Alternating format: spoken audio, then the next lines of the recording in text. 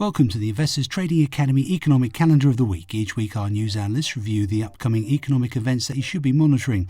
At the top of the economic agenda will be the Chinese trade figures for April, followed closely behind by the latest foreign exchange reserve data for that region's largest economy first thing on Monday morning.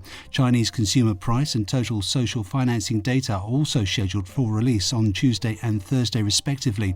A speech from Bank of Japan Governor Haruhiko Kuroda at the end of the week on Friday might also be worth watching. His remarks will precede US retail sales data for April due out that same day. Not to be forgotten, it was less hiring in retail that appeared to be largely to blame for the miss in the latest non-farm payrolls report. The dollar lost upward momentum after the US non-farm payrolls report showed again 160,000 jobs after a forecast of 205,000 jobs. The US unemployment rate remained at 5%, and in a positive note, the hourly wages were in line with the expectations at 0.3% on a monthly basis and a 2.5% gain since last year. The wage rise is not enough to make the case for a rate hike in June, but is enough to offset the disappointing headline figures from the report as the Fed has given more weight to inflation metrics.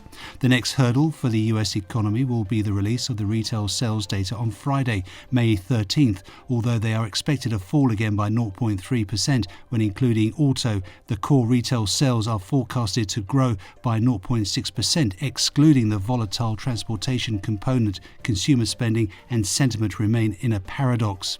Consumers are still confident about the economy, creating a positive leading indicator, but the reality of retail sales questions how accurate the survey measuring confidence really is.